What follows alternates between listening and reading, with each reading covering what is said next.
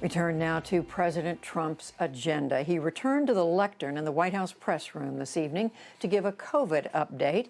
Here now are Yamiche Alcindor. So, Yamiche, I know you were watching and listening. What is the news from what the president said? Well, the president held a briefing that was filled with mixed messaging. He had a stark warning about the virus, but he also was sharing some misleading information. So the president said that things are going to get far worse before they get better, which is a stark change because he has been downplaying the virus, saying that it would disappear. But he said that with using notes, and minutes later without notes, he said actually it will disappear, and there's no evidence, Judy, that will happen. Another thing is the president did an about face when it came to facial coverings. Here's what he said specifically on the issue of facial coverings. We're asking everybody that when you are not able to socially distance, wear a mask, get a mask. Whether you like the mask or not, they have an impact, they'll have an effect, and we need everything we can get. Think about patriotism. Maybe it helps. It helps. Now, we have experts that have said in the recent past that masks aren't necessarily good to wear. You know that. But now they've changed their mind. If they change their mind, that's good enough for me. So I wear it when appropriate. Now, the president is right that health officials, including Dr. Anthony Fauci, has changed. At first, they were saying don't use facial coverings. Now they're saying are. But the important thing is that the president was slower than his health officials to adopt the idea of wearing masks. And as a result, he only wore masks in public a few weeks ago. The other thing to note is that the president said that governors don't need anything, when in fact our reporting at PBS NewsHour shows that governors specifically asked Vice President Mike Pence for equipment and testing issues. They also want resources to try to open up schools more safely.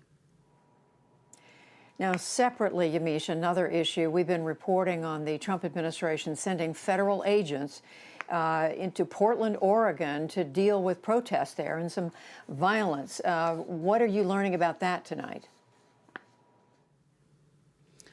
There's been a lot of backlash that the Department of Homeland Security is receiving because they've been sending federal agents into Portland, Oregon. People say that this is really targeting peaceful protesters. I attended a briefing today with the Department Secretary Chad Wolf and questioned him specifically about the governor of Oregon, saying that she spoke to him directly and asked him to remove those officials. Here's what he said.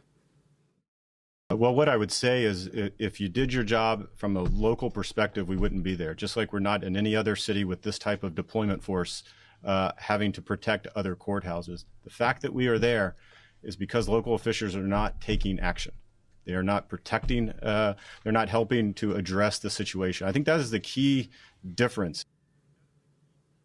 So there you hear him saying that the governor and local officials are not doing their jobs. He says that federal officials are protecting federal buildings, and specifically the courthouse there. But there are a lot of people who say that this is really a violation of the law and the Constitution here. The other thing to note is that he was defending officers not having their names on their uniforms, as well as using unmarked cards. He said that that's really being done to protect the officers. But there are a lot of people saying that that is not the behavior that should be happening on U.S. soil when it comes to largely peaceful protests. And finally, very quickly, Yamiche, the White House today threatening to veto the Defense Authorization Act coming out of the House of Representatives. What are you learning about that? This is a major defense bill that sets forth the funding priorities for the Department of Defense. The White House is threatening to veto because the president is taking issue with the fact that the bill is forcing military bases and military installations to rename bases that are named after Confederate figures. So the president is saying that he doesn't want to back this bill. The House in the last hour passed a veto-proof version of that bill, and the reporting at PBS NewsHour that we have is that that's a veto-proof bill. So the president, even if he slows it down, he won't be able to stop it per se. All that's very important, Yamiche. Thank you for your reporting.